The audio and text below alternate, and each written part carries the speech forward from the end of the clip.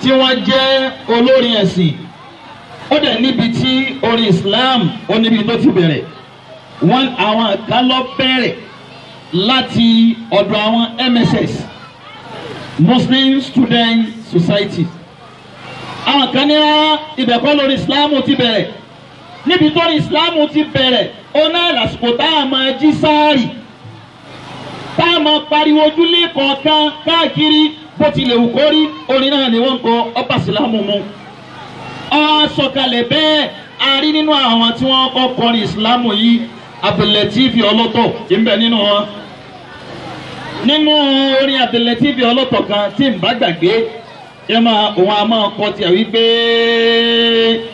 kíní kan kullu man sálàlẹ́yà falyusalli ala nabi salli alayhi wa ala sahabi fìlè kíramì fìlè.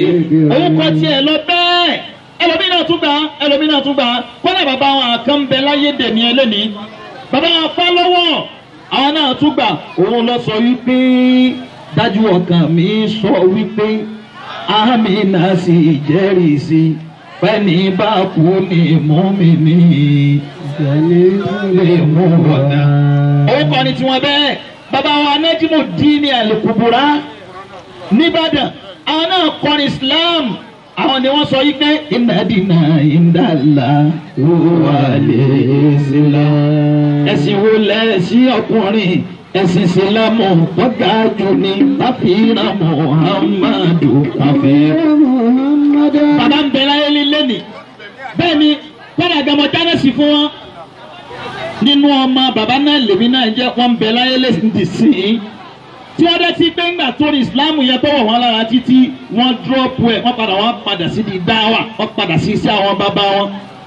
kí ni wọ́n bá fàyọ̀ ń bẹ̀ ni wípé bàbá wa gbà nǹkan kí nǹkan Akínbọ̀dé náà òun náà tún dé òun náà kọrin tiẹ̀ bẹ́ẹ̀ Abdulwahid Àríyọ̀ òun náà tún dé ọkọrin tiẹ̀ bẹ́ẹ̀ kó tó máa kà àwọn ayé lóyún kó máa kà àwọn sọ̀díìkì kó tó máa kà àwọn ràlẹ̀ràlẹ̀ tó kù nísìnyí nǹkan kí nǹkan ti wọ lórí Islam. ibi tí mo ń lọ nìyẹn o nǹkan kí nǹkan ó ti wọnú orin ẹ̀sìn Islam tá a sọ yìí pé à ń kọ nísìnyí gbogbo àwọn tó wà láwọn ń kọrin ẹ̀kọ́ bí àwọn bàbá tàná bí wọ́n ti kọ́ mọ́ pàápàá jùlọ àwọn ọmọbìnrin wa tó láwọn ń kọrin Islam wéèrè lọ́pọ̀lọpọ̀ wọn. I'm not sorry to say ọ̀rọ̀ ìdù sọ̀rọ̀ kálẹ̀ kan yìí pé ọ̀pọ̀lọpọ̀ wọn bí wọ́n bá ti lóko tán wọ́n máa sọ ọkọ nù wọ́n èlò ọkọ tí wọ́n bí sọ́kọ nù. ọ̀pọ̀lọpọ̀ àwọn ọmọ tí wọ́n láwọn ń kọrin Islam lẹ́ni rubbish ni wọ́n ń kọ.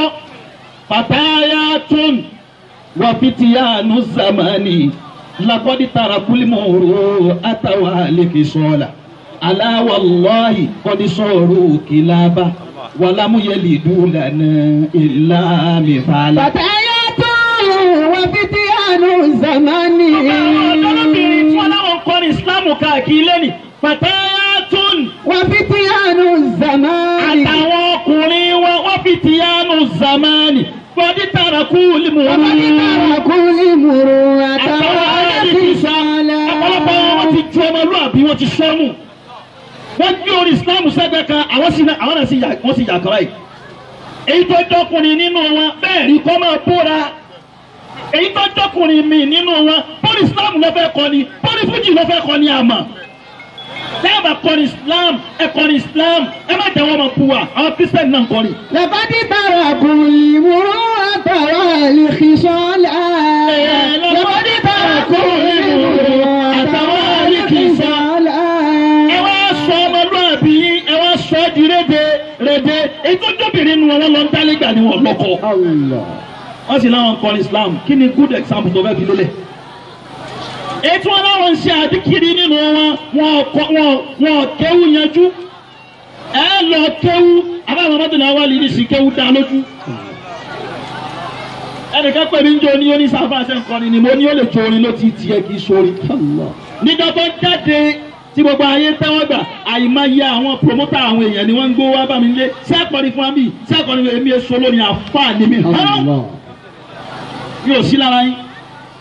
àfáà gidi hàn tó gbé iṣẹ́ dáwà yìí tó gbé dánilé mi a dẹ̀ máa bá yín wí torí pé ọ̀pọ̀lọpọ̀ ẹ̀yin tẹ́lẹ̀ ń kọrin yẹn ẹ̀ kọrin Islam mọ́.